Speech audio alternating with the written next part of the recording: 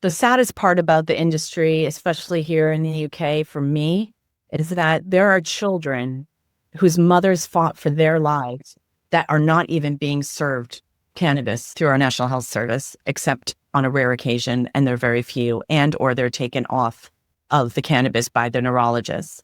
And that makes me so sad, because when you see a child with epilepsy that started this industry that we are all benefiting from, this is tragic that we haven't served them. So I'm supporting all those parents out there as much as I can, however I can. The EmpowHer women, many of them are parents that have fought for their kids. We don't want to make people go on the streets to buy product for their kid. We have to look at this as an every demographic product. Maybe that's through enhancing our governance, through enhancing our fiscal responsibility, showcasing that we are a legitimized industry with legal frameworks that we fall within, and that we can produce products for everybody in a pharmaceutical manner that need it. Hey, everybody. Welcome back to another episode of the Cannabis Accounting Podcast. Today I have with me Heidi Whitman, global cannabis consultant, co-founder and chairwoman of the EmpowHer Cannabis Society. Heidi, for those who don't know you, I'll kick it over to you to introduce yourself and let people know what you've been up to. Thank you so much, Raymond. I really appreciate being on this podcast. Again, my name is Heidi Whitman. I'm based in the UK, despite the accent. I've been here 13 years, and I've been working within the cannabis space since 2015. I work as a global strategic consultant for a variety of different companies in a variety of different pillars within the industry. And getting to my background, it was because I entered cannabis at a very early stage. You start to meet people from all sectors, and you start to realize what things can go wrong and what things can go right, and we're still learning. So with this experiential education, I've created this role for myself. And in addition, I run the largest female professional community that's global, called EmpowHer Cannabis Society. And we have today 924 women across 41 countries. And we started as a WhatsApp group, and now we are a formal association out of Berlin with a membership model and sponsorship opportunities for those that support us. Very cool. And like we were just talking before this, most people had a life outside of the cannabis industry before getting into it. And it takes all types of interesting entrepreneurs. You had started an animal care business, but can you talk a little bit about just what were you up to at the time that made you want to start an animal care business? And what were some of the skills and experiences that led you to do that? And then how was that experience? Well, it's interesting because, not going too far back and dating myself, but I graduated school with University of Massachusetts with psychology and sociology degrees with a little minor in criminal justice, because I was going to go save the world. I was going to go save all the kids. I was going to save the children that were born crack addicted. That was my goal. And I burnt out of that industry quite quickly, and I landed. And during that time, that was university, I used cannabis to sleep, to calm my nerves. I was a shy kid. I always tell people the cannabis actually opened me up. The only other time I ever was confident when I was horse riding, because I was a competitor. And even though I had people watching me, I was confident with my horse. Cannabis gave me that confidence as well. But fast forward, my background in the psychology and sociology world turned quickly into veterinary medicine. And I became a nurse for veterinarians. I did that for many years, even double doing while I was doing different types of businesses. Worked for Goldman Sachs as we were a subset within their recruitment company in New York City. I've done a bunch of different things. I was recruiting for mortgage-backed trade support and things that weren't really glamorous in my eyes, because I still worked at Manhattan Veterinary Hospital at night up until 9/11. And then I ended up opening up my own animal care company in 2006, which is still going today. I sold it in 2012 or 11 maybe. I exited to a veterinarian, and we had 900 clients. It was a dog walking company. I remember cleaning my first litter box thinking, I hope I make a whole bunch more money doing this. And it just blossomed. So I had 8 staff and beautiful clientele that I was very intertwined with, because animals were always my passion, and making sure that they had the most understanding of their owners. But going back to that is when cannabis was in my life during university. I didn't do it, of course, at all while I was building up a business. It was something I was very attentive to the needs of my clients, making sure I was up at 4 a.m, making sure I went to bed at 11 at night. I also had a livery with horses. I was very busy. But I used cannabis in 2003 for a very sick dog I had, raw flower, not even understanding why. But my veterinarian, who was super hippy-dippy, and she was awesome and holistic, said, she had a histiocytoma that metastasized, and she said, Heidi, now that it's become cancer, let's go through this homeopathy route. And we started using it, and Chloe lived for 5 more years to 2008. How it worked, I did not know, but it worked. And prior to that, my father had a brain tumor and passed away as a regular illegal cannabis user, utilizing it for depression and anxiety, and watching him pass away frightened in a hospital without the drug that I knew was a plant was helping him was something that really sparked then it was my dog. And then I was like, okay, how can we do something with this? And it was when Colorado legalized. And I went out there and saw people growing it in their houses with like holes in their ceiling and children in the next room. And they were growing for the government. I was like, what is going on here? I couldn't even wrap my head around it. And then the CBD or the green doctors in Venice Beach in California, they would come up to us and, do you have hair? Do you have trouble sleeping? Do you ever get a headache? You're eligible for medical cannabis. I was like, what? So all of that kind of sparked my initiation of a CBD company in 2015. And that's how I did in the professional world part of cannabis. And it's been my passion ever since. I won't turn back. It is very interesting to go from animal care to animal care products and then the natural CBD. I had a dog for 11 years, loved Nina. She's the best. Mm-hmm.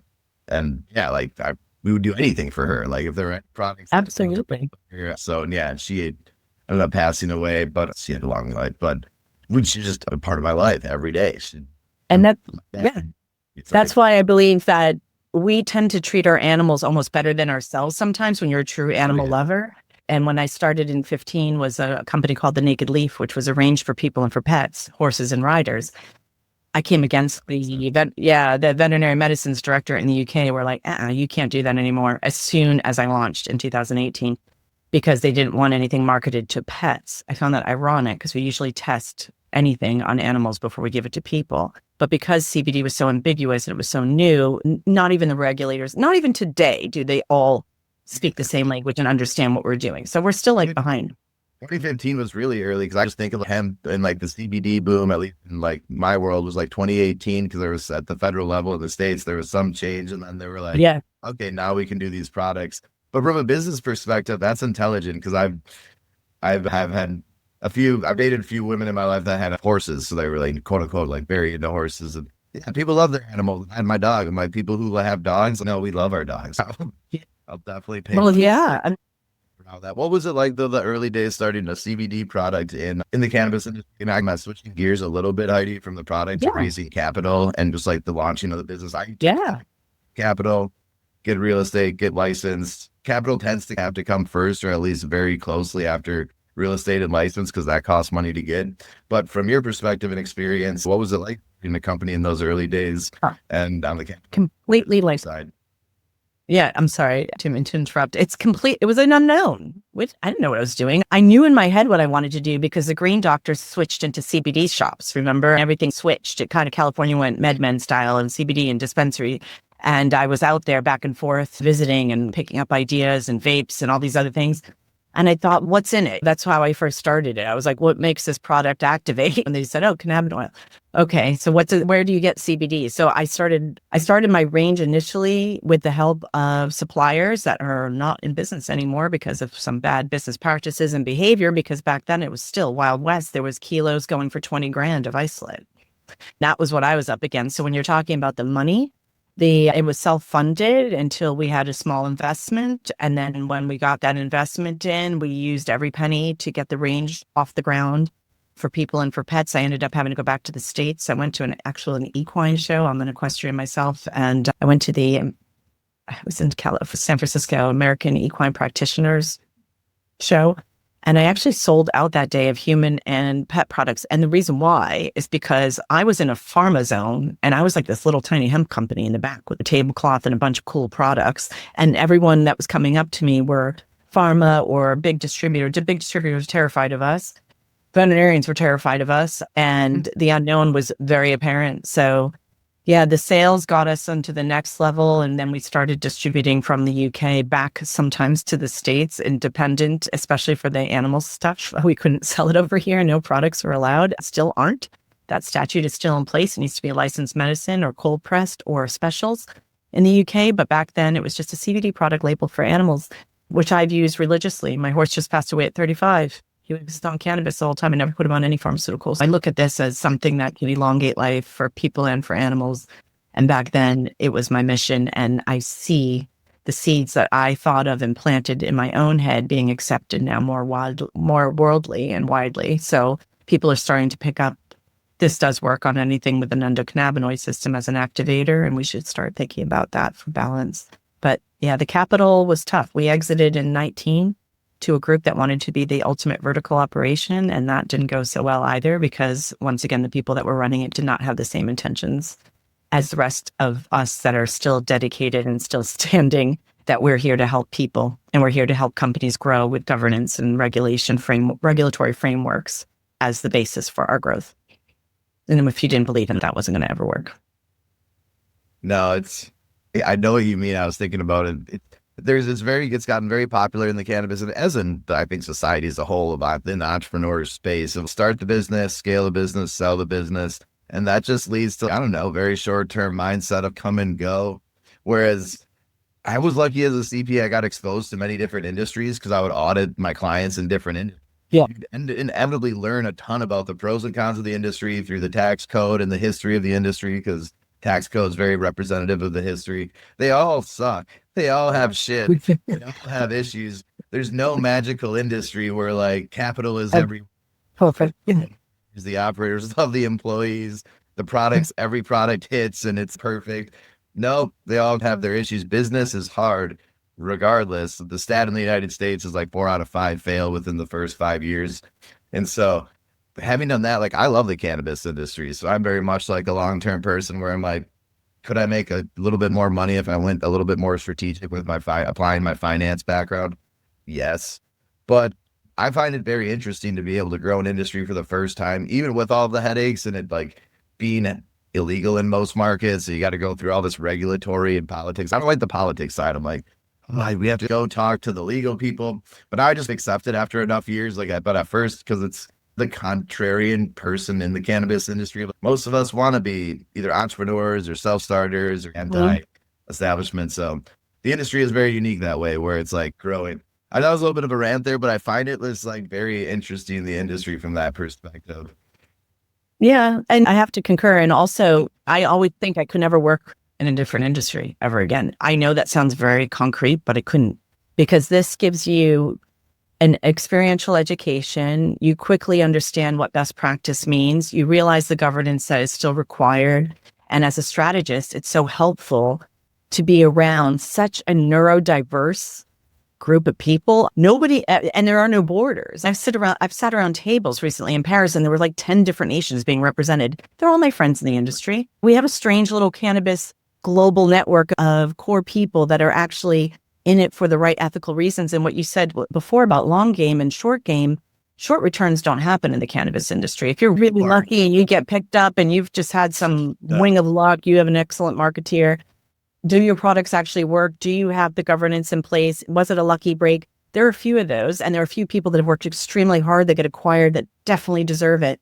But when people are looking with a long game perspective, the strategy must be an inclusive one. It must be a diverse one. It must have a lot of flexibility and a lot of capital to be allocated to marketing, to doing what people tend to forget. You can grow as much cannabis as you want, but if you haven't done any research on what the consumers actually need, what the prescriber's actually looking for, you're not doing a service to yourself or your investors. So I think that mindset is slowly changing. I definitely see more people realizing they're not an island. And that's where my work comes in, about strategically aligning partners and possible joint ventures and maybe even acquisitions, because I can see with my large network I've collected over the past 11 years, who might work best with whom. And it deals with character, it deals with business ethics, and it deals with morality. And our moral compass has to be faced in the right direction. And I think now, as we've aged as an industry, especially over here in Europe and the UK, those players that were advantageous or thought they could get away with cutting corners are going to be called out if they already haven't.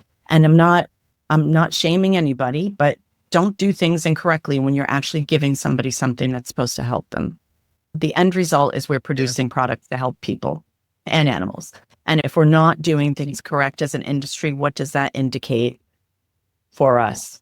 You know, it takes one bad apple, it takes one joint lit inside a venue, which I was part of a couple of years ago, that shut down the entire show because someone did not respect the no smoking of any product indoors, no less cannabis. But and we're under a microscope. No, more than you're sure. And it is interesting. Let's switch gears a little bit to the global supply chain, because I think that's a good segue into, because it is interesting. I was like, you came from the States, you lived in the UK now for 13 years, but we are in our own little bubble in some markets. For I see it in the United States, whereas naturally, so we can't import or export. So people are already focused there, then we can't import or export amongst the states. So it's like, if you grow in Michigan, you have to sell those products in Michigan. That's where you're licensed.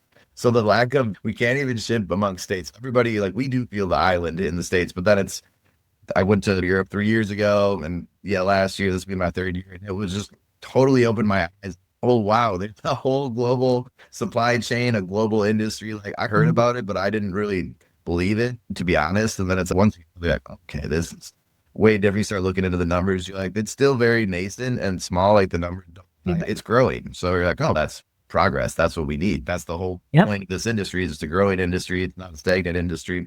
So from that perspective, can you just tell a little bit about like how things are shifting from the island mentality of this country, you cultivate it here, you sell it here, to now there's more of this global supply chain where nations, for very logical business reasons, anybody who's done global business, if you can produce a product for cheaper in one nation and sell it for a larger price in the other, that's how business is done. There's a reason every name, if you read the tags on all of your clothes, they say made in some other country. So can you just talk about how the global supply chain has evolved over the years in the cannabis industry, at least in the UK where you're from? And yeah, absolutely. I touch Europe a lot too. And it's every European, there's not a European marketplace per se. They all have different frameworks for each country.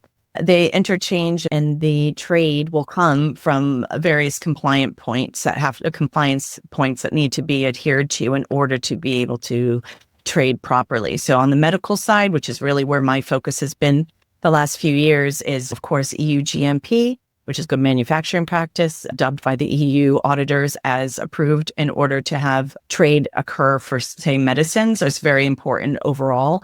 There are companies or there are cultivators that are growing in various regions like Thailand, before Macedonia, some other countries that haven't got their EU-GMP license or certification yet.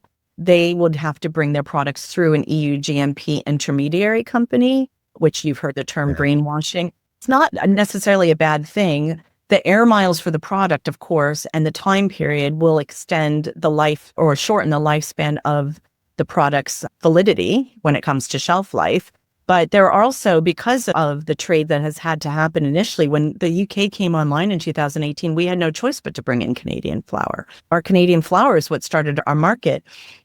And I'll go back to why it's shifting now. But so for international trade, you have to have a solid logistics team. You need to have compliance in place from GACP to GMP, making sure that everything is done in a pharmaceutical setting. If it is for medicine, and if it's for recreational, that's a whole different ballgame. There's outdoor CBD flower being grown in France. I was just in France last week, and we talked about that with the cultivators there.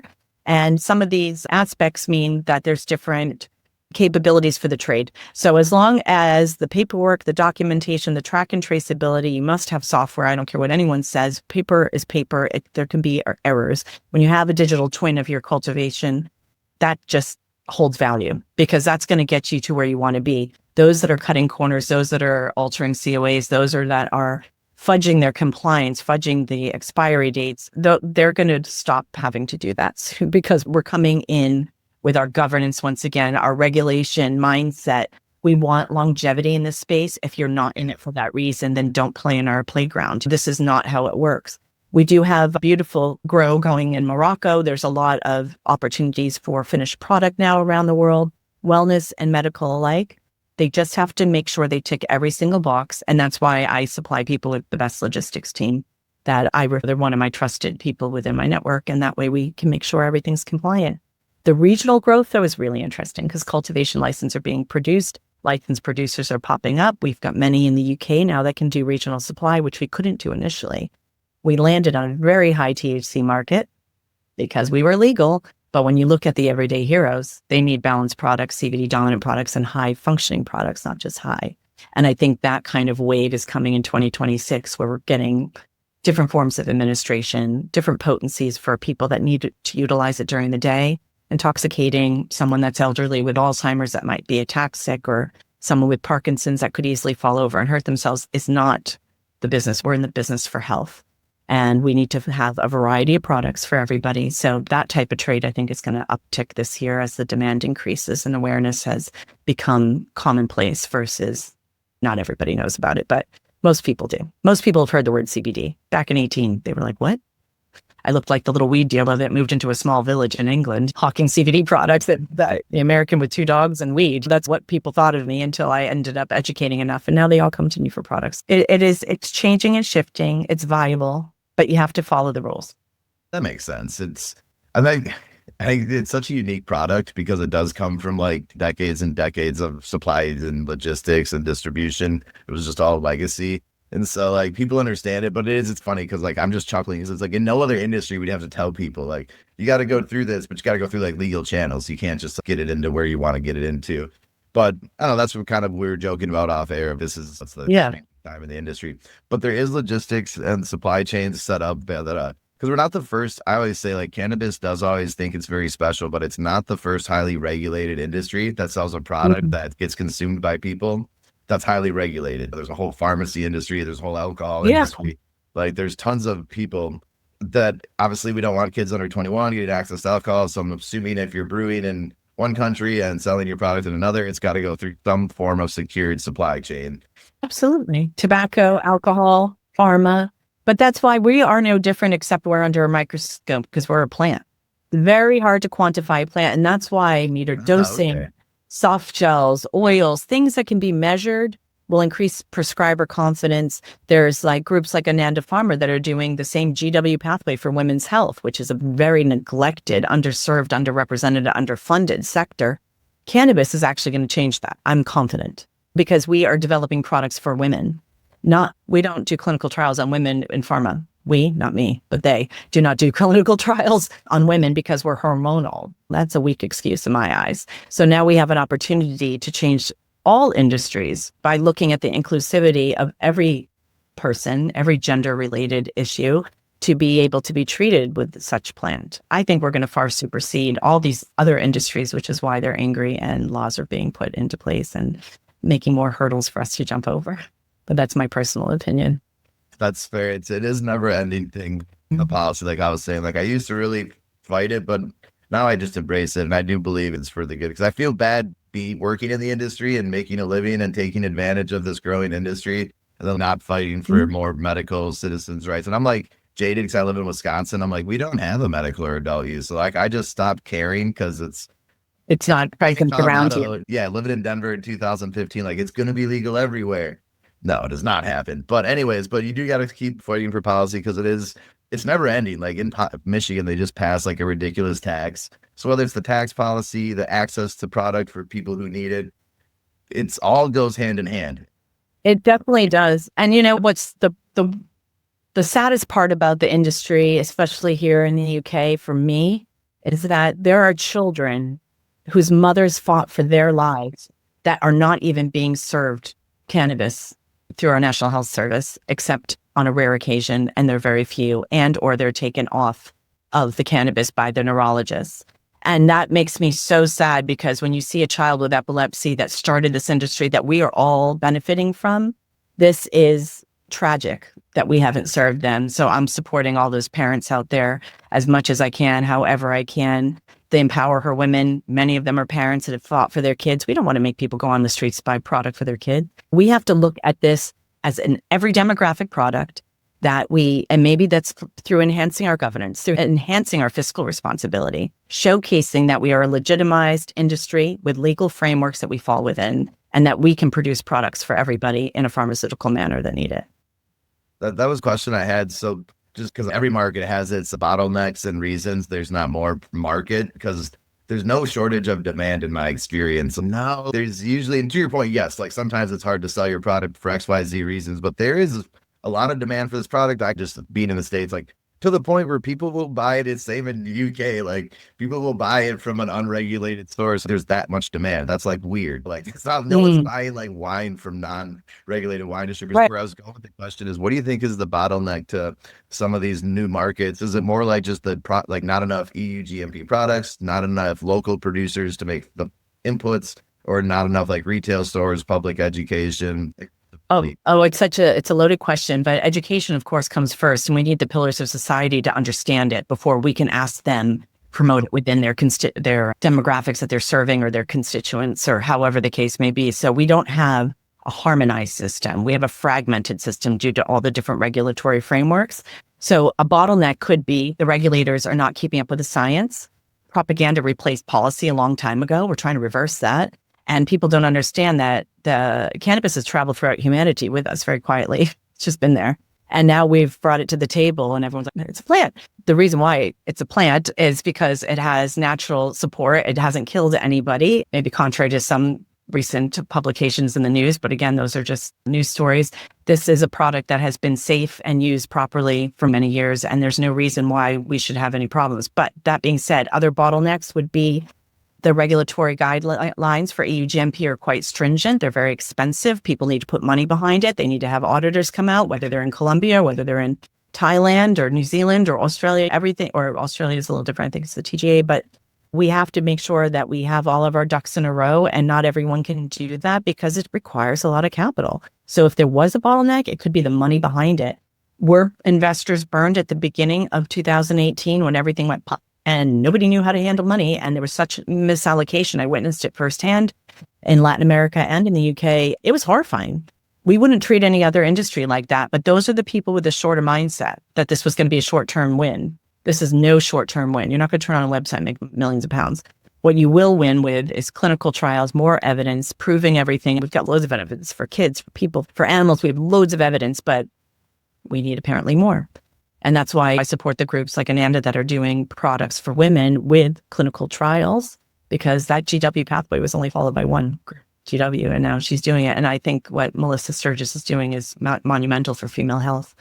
And I think nowadays, though, sounding old, nowadays, I believe that a lot of people are starting to look at, I'm like, I live a plant-based life, and I'm not the only one. So when I look at people really valuing their health, I have a mother with Alzheimer's. Do I want to get it? No. Do I take 25 supplements a day? Absolutely. Whatever I can take. And do I use cannabis to care for her and to make sure that I'm balanced? Yes. And that's why I think people are starting to, like, self-care is becoming more apparent and people are seeking it. Like I said, we can be high functioning and not high.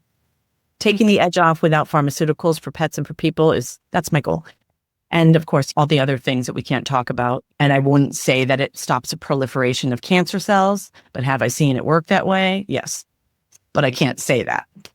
Oh yeah, there's anecdotal evidence there. And that's taking the edge off it. I would just chuckle because, hey, if we normalize the alcohol industry and the effects of that kills people, we can normalize cannabis. I believe in the fight. Prohibition ended in like the 30s in the United States, and it's completely normalized. I'm like, all right, I think we can get people on board with cannabis. Well, not healthier alternative. You know what? I'll just add one more thing because you're probably going to talk, but one more thing.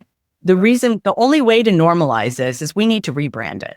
We cannot be a heavy flower industry in this side of the world for every region that is not recreational, like adult use, as they call it here. We have to make this a sexy option for your healthcare that's prescribed, that can come in a soft gel, that can come in a tincture, a suppository, a pessary, a patch, an oil. It can come in so many different forms. That's commonplace. That's normal. That's subtle, especially for women, because we can't go pick up our kids at school with a bag of weed in our bag with our vape that reeks. Not a good look. And what if we get pulled over? Do you don't think the police officer is going to put their nose in and be like, step out of the car with our kids or with our family? So normalization will come with subtlety, will come with low intoxicating products. And that's what's happening in the UK now. The clinics that are opening, the doctors are they're done prescribing high THC, knowing this can't be used all day by the everyday person. You can't have lawyers walking into court stoned. You can't have people taking the tube or driving into the city high. If we have one accident or one fatality, our industry is crashing. So we need to be very responsible with the products that we give. Normalization will come with everyday use that's not highly intoxicating. CBD is a great example. It's the gateway drug to medical. But if you need a little bit more, you go get your prescription. No, that definitely makes sense. And things are definitely changing. And I would argue, like, medical is much more medical in, like, across the pond. Where it's like, to us, medical, I remember being in Colorado, it was like a medical dispensary is almost no distinction different than going into a rec dispensary, other than maybe you didn't pay taxes Yeah. But that's like I'm talking about like really early days, and bless them when they did it, even the caregiver days and machines. It's like we needed to have those days to have the days that we have now. We Yeah. need to get started somewhere. But shifting gears a little bit more, like what you were talking about with the products that are more accessible to the broader audience outside of the people who are willing to break the law. Like I always use that as a reminder too to people. It's many of my friends didn't smoke cannabis in Wisconsin because it was illegal. Just like they're simple, just law-abiding citizens. Where it's I'm different. I follow the letter of the law, but in like that one didn't really make sense to me. But most people don't know the rules. But the market that we're like trying to grow into is going to be the rule followers. That it's like, hey, now that this doesn't work, it's legal, you have access to it. They don't want to smoke joints. They want to have a very discreet way to try it. And that's why I thought beverage was such a unique part that's just really taken off in the. I'm sure in other markets, but for sure in the United States market, it's a very growing sector because people are used to low beverage, 2.5, 5 milligrams, 3 milligrams, stackable, they say. Yeah, and it's alternative. See, over here we have novel food, and novel food is very important to adhere to. So we cannot put a drug in food, and cannabis is considered a drug. So you can't, but there's a contradiction there too, because it's also a homeopathic remedy, therapy, wellness, if it's CBD. But yeah, it's CBD in food does not work here in the UK. We have the UK FSA, which is our Food Safety Administration, and we have the novel food authorities in the EU separate to that. There is a clash of the titans when it comes to what is and what isn't allowed. Right now, they're saying 2.5 milligrams of CBD is allowed per person a day. I take hundreds more of that. And I think that that's the safety side. Look, apples are not generally recognized as safe either, but we still sell apples and people can have 10 apples a day if they choose. You know what I mean? But at the same time, we have, once again, we're under a microscope, we're new. But the normalization, like we were just talking about, makes sense to me. We just got in on this heavy, high THC side because it was a legal way to obtain weed for the rule breakers that were doing the rule breaking that needed a legal pathway. When you're looking at people my age, I have a lot of friends that are my age group now here in the UK, 40s, 50s, and they've never touched weed. Do you think they're going to pack a vape? Absolutely not. The grinding is not that ritualistic to them. They're like, ew, it smells. Even my stepchildren are always like, ew, it stinks when you do that. It's not their bag. When you get a capsule full of FICO or you get a soft gel cap and the bioavailability is great because the tech is improved. There's all these different products for subtlety that can be utilized. Gummies are also contentious here in the UK, maybe not in other regions, but prescribing them is tough. Curaleaf can do that because they produce them here. So they are on our market, on our formularies, but gummies, they worry about kids. So what about cigarettes and alcohol where we allow children in pubs? It's so contradictory. The bound. Yeah. Yeah, no, it's cool. And you know what? I think for advocacy purposes, we need to make sure everyone has a choice, period, to their healthcare protocol. I don't want to be loaded with drugs. I was given morphine after a very big surgery. That got me more sick than the surgery itself. My friends made me oil back before there were prescriptions. I was back on my horse in 4 weeks. I was told I'd have an 8-week recovery. My mother with her Alzheimer's, she could be pumped up with psychotropics right now, but she's not. She's given full spectrum oil. Or no, I'm sorry. She's given a 25-25 balance out of Portugal that I picked up. And it's prescribed. And it's like, why not do that? Her quality of life is a heck of a lot better than dribbling in a nursing home. And I think people should have a choice. And that's the purpose of my existence. That's what I will always focus on. The people I surround myself have that same purpose. If you don't think like that's great, but maybe we won't work together because my whole point is to fine tune who I work with, who I work for, and the purpose of their intentional work has to match with my ideology, ethos, moral compass, all of that. No, I like that. I feel like you get to that point in your career where you're like, no, this is what I want to do. And I would say, I also think of cannabis as much more like health and wellness. Like, of course, there's an adult use side to it, but I don't really think of it as like an alcoholic, like pub type atmosphere. It's much more like a health and wellness. And candidly, that is the future. Like the kids nowadays, they are definitely drinking less. Like I have many friends who work for Miller. I'm living in Milwaukee. It's a very large beer brand. And it's like, they're selling less beer. Harley Davidson's selling less Harley Davidson. Like I'm in cannabis where it's growing more. And I feel like it's making the world a better place. I'm like, absolutely. Good thing. But with that being said, shifting gears a little bit to the future, I know some of us will be in Berlin next week for ICBC. So I guess just thinking towards, but I see that there's going to be a lot of new faces this year, which is cool. Global supply chains continue to grow, continue to expand. And it takes people. As much as people want to talk about global politics and one market's politics versus the other, it's still just people. That's just humans doing business. So I guess any advice for people that are going to ICBC, not even just people thinking about, I'm thinking about the business owners and investors about expanding or investing globally in some of these supply chains and to expand. Just any thoughts on that? And yeah, where can people find you next week at ICBC? Oh, yeah, absolutely. ICBC is an excellent show. It's one of my favorites. It's the largest show in Europe. They also have a variety of different sections within the trade area. There's a lot of networking that's going on. Make a plan. That's my biggest advice. Look on your roster. I believe there's a swap card style, maybe networking app that should be released any minute now to be able to make a plan with who you want to meet and stick to it. In addition, while you're making that plan, you're going to meet a ton of more people. So make sure you have your rest, hydrate, caffeinate, and also make sure you have any type of quick exchange, QR code, etc., just like typical networking, but it's maximized networking there. I will be supporting Pulse Signal Agency and Cannabis, but I will be there specifically at the Pulse Signal Agency booth, which is the home of Receptive IQ. It's new marketing tech that is mind-blowing. So I'll be there with Rose and Sarah Pyan and Chelsea Landau. Rose Fulton, her name is, the founder.